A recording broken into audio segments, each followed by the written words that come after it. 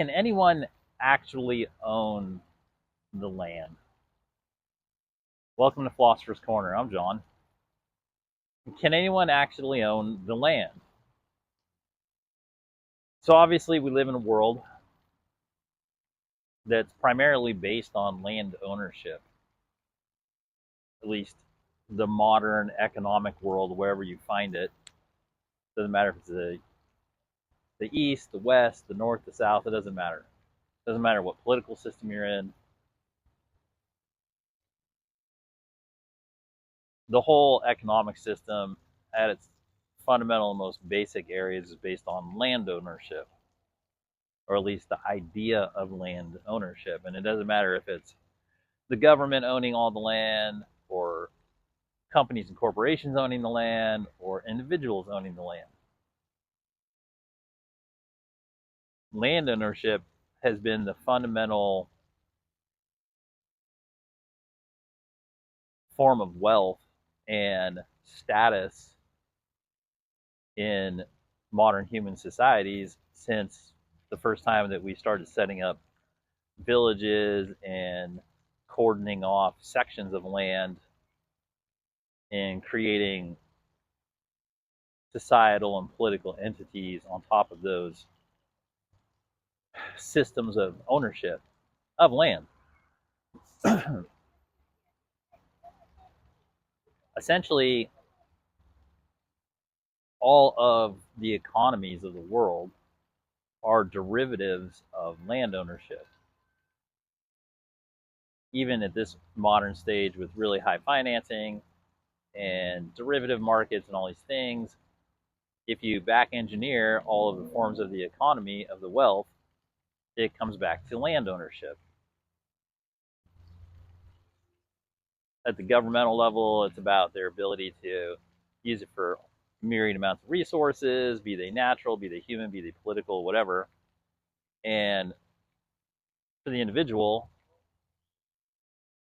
who is conveniently stripped of most of those rights by whatever their local government is, they at least have the stability and security of projecting to other individuals and citizens in their society that they have a long-term place to live out of which they can basically set up headquarters. And then other institutions within their societies, especially economic ones, recognize the long-term implications of them being on that land and give them credit as such. And it is its own currency, and it creates its own world from which wealth is derived.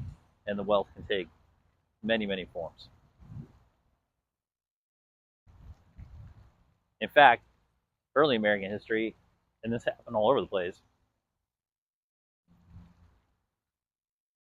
only landowners were recognized as full citizens with the ability to vote and engage in the government and engage in the business and the affairs of the people.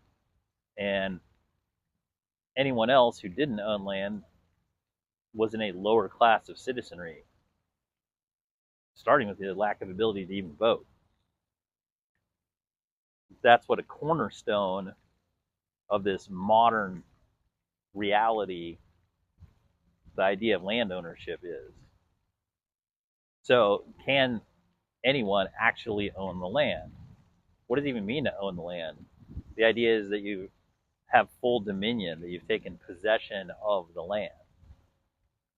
The idea that it is in the popular mindset about this is that it is yours. It has the land that has become your possession. It is now an instrument of the owner to do with what they shall please, philosophically. Now, based on the country or the region or whatever political and legal systems are heaped on top of that idea, there are restrictions and all sorts of things. Zoning, and like I said earlier, most countries, if an individual owns land, they don't have any real rights or dominions over the land. They can't have mineral rights, they can't dig, they can't go under a certain amount, they can only do certain things with it. They don't actually have full dominion over the land. You know, same for a lot of corporations and companies. They have highly legislated use of that land, and as opposed to the government, where the government, they can do whatever they want with it. They're allowed to keep things secret. They're allowed to keep things out of view of the public. They're allowed to do.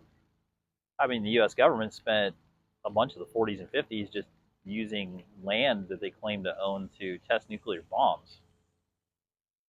That's pretty much the height of doing with whatever you want with land. We're not the only ones. The Soviets did it. A bunch of other countries have done it. But that's pretty much the most ridiculous thing you can do with land, is use it to blow up nuclear bombs. So underneath it all, can you actually own it? Native Americans say you can't.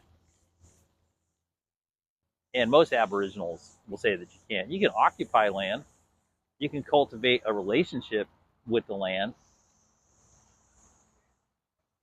You can get in harmony with the land. You can live there for generations and create a nearly unbreakable bond with the land, which is also evidence that the earth itself is a conscious being, because it does seem to react in a unique manner with individuals and animals who treat it in a particular way. And that relationship is malleable. It can change, right? So the Native Americans, for example, they were more nomadic. They would just pick up and flow around based on what the land was telling them to do, basically. And they learned how to read the signs of what the land was telling them to do. It's referred to as sort of, mystical ability, sign reading and omens and auspices and things like that. And their culture really reflected just a very natural way to interact with the land, respecting the land as a part of Earth as a conscious being. And they knew that you can't own it, because to own it implies that you're the master of it, that it is somehow indentured or enslaved to you, or is now your possession, or to something for you to look at, to use as an empty resource and not as an active partner. Especially with the way the feelings about that idea of ownership have evolved, where so much of modern humanity determines that land ownership is about plundering the land for resources to convert into monetary currency, as opposed to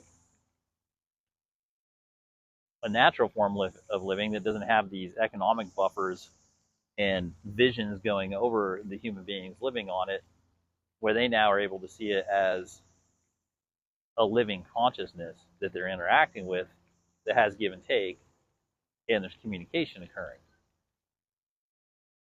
So back to the idea of this ownership. So the idea of the ownership of the land is that you have a claim to it, that for some reason you think that you have dominion over it due to nothing more than what amounts to intellectual understandings with other human beings who really don't have any more authority to own the land than anybody else. But they've agreed with you that they're going to let you own it based on relative to some system that's essentially built on this idea that the land can be owned in an economic sense and then subjugated, right? So it's already sort of an irrational premise, like an illogical premise.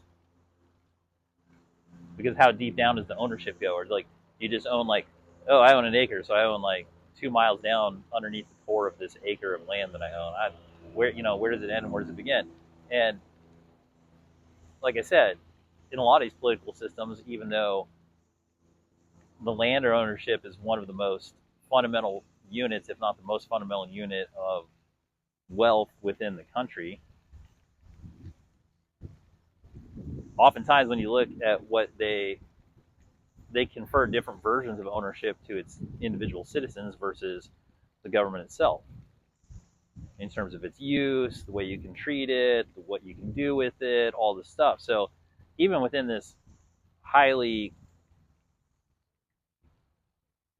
doubtable version of what they call land ownership, they still even pare down all of those rights and abilities to their citizenry to the point where it's nearly meaningless, to the point where if you look at it, most of the time, really what they've done is they've created a situation in which a person can purchase the structure on a bit of land, and then they never actually own the land underneath it, and they have to pay taxes in perpetuity, just like sharecroppers in the feudal system.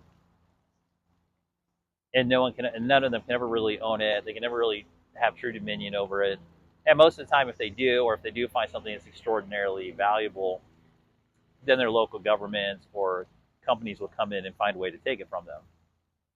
And the subtext to those hostile takeovers, really just thefts, is, well, you don't understand, but within this system, you don't have the same rights as us because we're bigger landowners and we're friends with the even bigger landowners, and we're in a class level where we have a different set of rights regarding the basic definition of what it means to be a landowner and the derivative powers and benefits that come from that. And you're not privy to those, and you're actually not even really allowed to talk about them that all much. So even based on this already kind of ridiculous idea that you can own the land, within it, the gradations of how they dispense this sort of basically fraudulent idea that you can own the land, let alone have any like birthrights or territorial claims to it or all this crazy stuff that humans get caught up in. They're not even giving the people within their own sort of landowning Ponzi scheme the same rights, and they're not even giving them the rights that they think they have when they get into the deal. They go, oh, well, you're doing this, but you don't really have all the rights, but we're not going to tell you that. So from top to bottom, in terms of the idea of land ownership in modern society, it's not great. It's pretty much fraudulent. It's highly dubious whether you can own land. You can build a fence around land and keep it to yourself and treat it as a possession. But philosophically, it doesn't mean you own it. It just means you're occupying it. And occupying land is different than owning land. Owning land doesn't seem to be a thing that is possible to do. I've never seen any information from an Aboriginal tribe anywhere on Earth throughout history where you talk to them and they say, oh yeah, we've determined that you can own the land. Mother Nature says, yes, this is now yours. This is in your possession. You can do with what you want. I mean, because as a human being, I mean, you talk about the land, most people are just thinking like the top 10 inches of topsoil anyway, and like, 10 feet in the air and whatever the boundaries are. But that's not even the land. Like, even if you want to get into a definition, even if you gave authority to the idea that you could own the land, then you have to get into the idea of, well, what is the land? How deep does it go? How high does it go? How, whatever. What are all the constituent parts of the land? And how do you own it? How do you own the land? Do you own the air that's drifting through? It would seem to be that the entire concept is simply an economic concept meant to, in a way to subjugate and turn Mother Nature just into a resource. And in doing so, make all the citizens see the land purely from an economic standpoint, which is really antithetical to what the actual planet's purpose is. If we zoom out and we say, well, all land is just planet Earth, which it is, and we say, well, what's the real purpose of planet Earth? And that's a full video, but if we determine that the purpose of planet Earth is to support life in all its various forms and to maintain some sort of homeostasis and evolutionary petri dish for all the different forms of life, which is an innumerable amount of lives on Earth. It's crazy. Well, that should be the primary concept that's honored in regards to how we view it, even through an economic system. But the economic system does not do that at all. The economic system, and it's universal essentially with all the humans, is to look at it, try to figure out how to own it, and then try to somehow turn it into economic utility without looking into any of the deeper aspects of it, the consciousness aspects, what the actual utility is for the planet, any of these things. And what's even more annoying is that we'll see people who come into the conversation who claim to be activists for the earth or animals or whatever, and they're really just giving new arguments of how to keep it within the economic perspective. And a lot of them don't even know they're doing that. They're just like, well, treat it better and this and this and this, and they're just like, well, let's just kick the can down the road and just make it like a better version of the economic view we have on it, instead of scrapping the whole fraudulent view on it in the first place, which of course is an ideal view, and there's no way that has any, political reality. It would never occur that the earth is just like, oh yeah, we're all wrong, Mother Earth is amazing, it's just our living consciousness sentient planet that we're on that loves us, so yeah, we're not going to have land ownership. No, it's a free-for-all. Like that, obviously that's never going to happen, but philosophically it should. And if you can't get to the ideal, you at least get to a point where, okay, fine, if you're going to have to view everything as, if every aspect of life is going to be dictated by an economic perspective in this world, the first step they should do is go, okay, we can't really own the land. And then two, even if you're going to own the land, you got to make the rights of land ownership at least consistent within the tiers of the society, which they obviously aren't. And then there needs to be a deeper understanding of what it is. Now, many, many people know and have a deeper relationship with the earth. They know what's going on. Lots of people do. This is not no new news here. But it needs to be incorporated in a way that isn't coercive, and it doesn't feed more power to the powers that be that are already the ones that are responsible for the degradation of the earth, and they're trying to put it off on these other individuals or entities who really have nothing to do with it, just so that because they know the game and because they have a wider perspective on it and market position and the power to push people around and basically brainwash people. We need like a real pure fundamental understanding of what the earth is to come forth in people naturally, and then they can start acting in accordance with what the land actually is. Like I said, a lot of people do it, but it would be ideal if it expanded more. And I mean, most wars are just wars for land, really. You talk about resources. So these fundamental understandings of what the land actually is and what it does, they're important.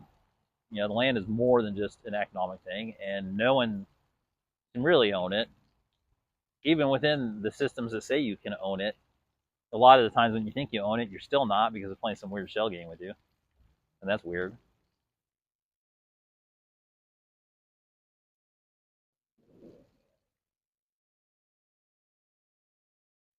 And the land certainly doesn't think you can own it.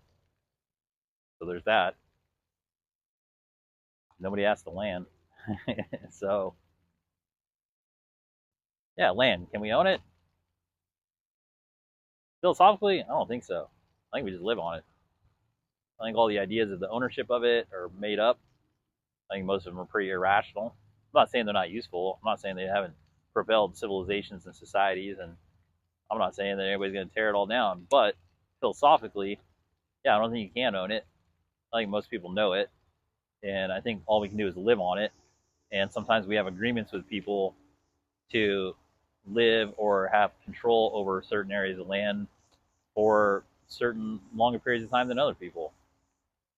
But I think it's healthy, even if you are a landowner, that you just know, okay, this is my relationship with the land, and you should know that you can't truly own it. And once again, I do think a lot of people who are in that position do know that. But I think it bears repeating, because if you understand that we're on Earth and it's a sentient being, and you're not trying to save the whole Earth, because nobody can do that. And to be real, all these nuclear bombs got detonated for tests in the 40s and 50s. If those didn't put the Earth into, if that didn't tilt the axis of the Earth and screw everything up or destroy the atmosphere, like you driving a economy car to work or whatever, is not going to do anything. I mean, they're literally just popping off nuclear bombs everywhere, dirty bombs too, and didn't do anything. So Earth is fine in that regard. But the question of our relationship to it and how each of us approaches it is malleable and it can be changed. So even if you do own your land, it's just good to know that, like, okay, on paper you own it, but like really, you don't. You're tending it, you're living on it. You may even pass it down to your kids, grandkids, whatever, but you're just living on it. And I think it's a much healthier relationship to have with it than to think that somehow you actually own it, like it's your slave, because that's not true. And I think we all get more out of relationships in general when we try not to take possession of the object or person that we're having a relationship with. So, well, that's enough on can we own land. Thanks for spending some time here at Philosopher's Corner. Make your own videos. Think for yourself. Think for yourself. That's the key here. And have fun.